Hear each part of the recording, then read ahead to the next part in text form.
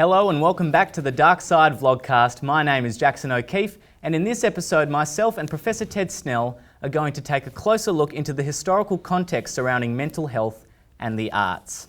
Over the past 3 decades, Ted has contributed to the National Arts Agenda as Chair of the Board for the Visual Arts Board of the Australia Council, Art Bank, the Asia Link Visual Arts Advisory Committee and University Art Museums Australia, as well as board member of the National Association for the Visual Arts. He is currently Chair of Regional Arts WA, on the board of ANAT and the Fremantle Biennale. He has been a commentator on the arts for ABC Radio and Television, Perth Art Reviewer for The Australian, and is a regular contributor to local and national journals. So, Ted, throughout your illustrious career and years of research, I'm sure you would have come across some amazing sort of stories of the history of art and sort of mental health and how they have come into play over the years. What have you found? Well, I think they are intertwined, actually, Jackson. It's very interesting. If you think about Aboriginal communities, many of the artists are also, of course, the elders and the lawmakers, but they're also the healers.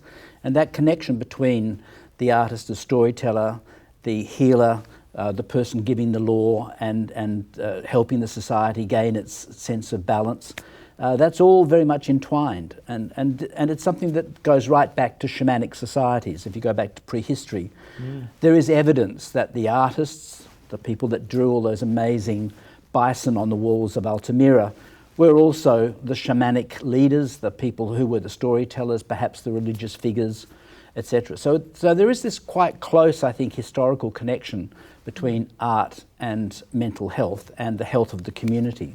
I think there are a lot of stories, and of course we've got to be a little bit careful that we're not just talking about picking out people because of their mental health issues.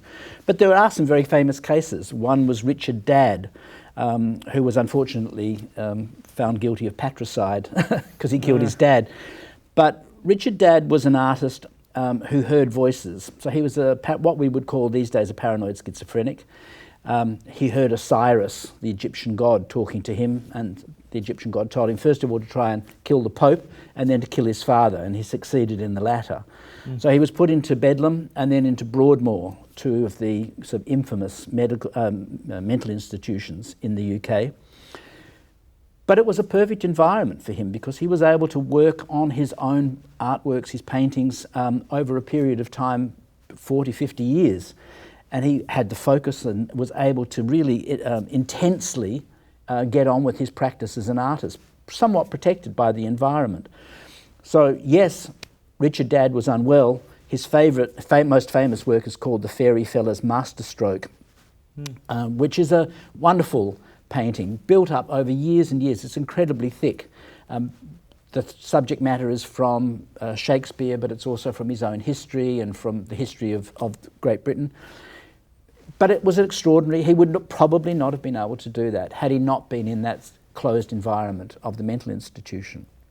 And currently we have a very famous international artist called Yayoi Kusama, Japanese artist, who voluntarily committed herself to an asylum in Tokyo in 1977, has been there ever since.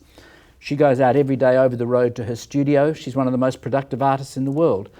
So these are both artists who, yes, though clearly had some issues with their mental health, were able to use it in a practical and a very powerful way to direct their art practice. And that's interesting that she went in voluntarily, almost as if she wanted that space and time to create her art. And realised that being outside was trying and difficult, and inside there was at least some control. I think for many people, actually, it is that sense of taking control. I mean, that's a great thing about the arts. You are the person in control. You are the final arbiter. No one can tell you whether it's right or wrong. You know that it's right. We do hear about those artists who have really severe issues, but who use it productively. Vincent van Gogh is probably one of the most famous. What sort of mental health he is a little unknown. He was probably definitely epileptic. It is likely that he was manic depressive. He had took a number of drugs like digitalis, which in fact coloured his vision, and people say that that's potentially why the paintings like the sunflowers are so golden, or many of his pictures are so golden.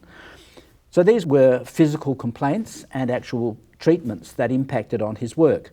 But he was nevertheless clearly one of the most interesting artists of that period. He was very attuned to his time, and he used the opportunities of going deep inside himself as a way of creating these amazing works that we now know about him. Goya was the same, Francisco de Goya, the famous Spanish artist.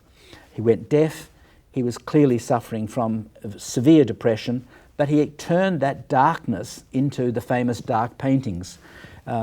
He went into the probably depths of his soul, but then painted some extraordinary pictures which for many people are sort of like a touchstone of, that is about as bad as we ever want it to get. We don't want to go much deeper than that.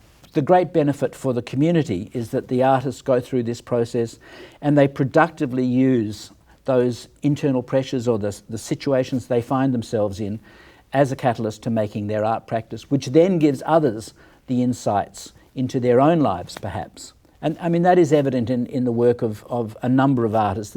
Edvard Munch, the most probably famous artist in some respects because of the Scream, which many people see as the great scream of humanity. It wasn't actually the scream of humanity and anguish, but it was the scream of nature. It was the explosion of Krakatoa, which threw masses of material into the sky and made the sunsets blood red.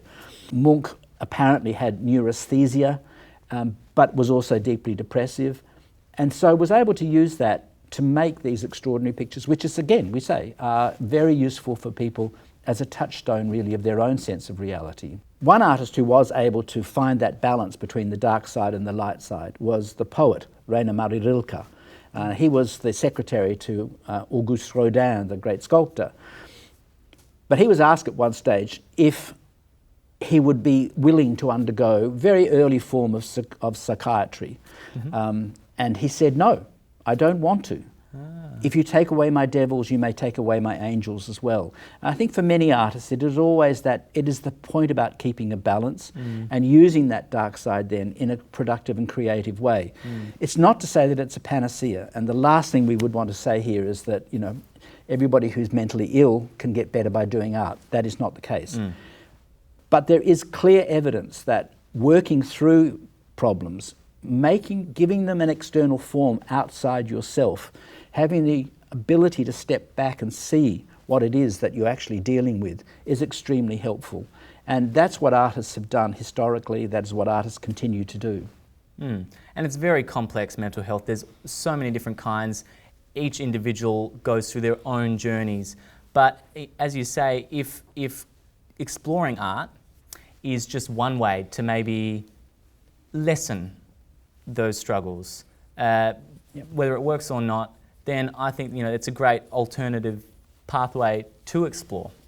Well, I think for many artists it's absolutely essential. As Max Richter, the contemporary composer, says, without music I wouldn't be able to live my life. I think many artists say the same things. Without their art practice, it would be very difficult to cope with some of the issues, the pressures, the concerns that keep wafting in, day out.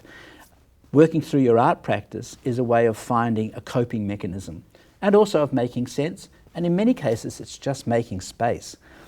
The studio for a visual artist, probably for a musician as well, is a place where you can go, you can feel safe, you can feel in control, and you can take control of some of the things in your life which otherwise are overwhelming.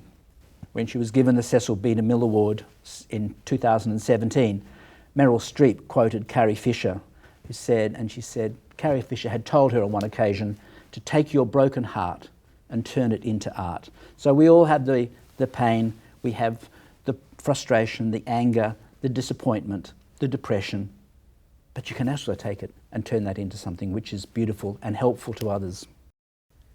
Well, we'll leave it there for episode 2 of the vlogcast. In the third and final instalment of this 3-part series, I'm going to be speaking to some of our modern day artists to get their take on the subject. So stay tuned for that. Thank you and goodbye for now.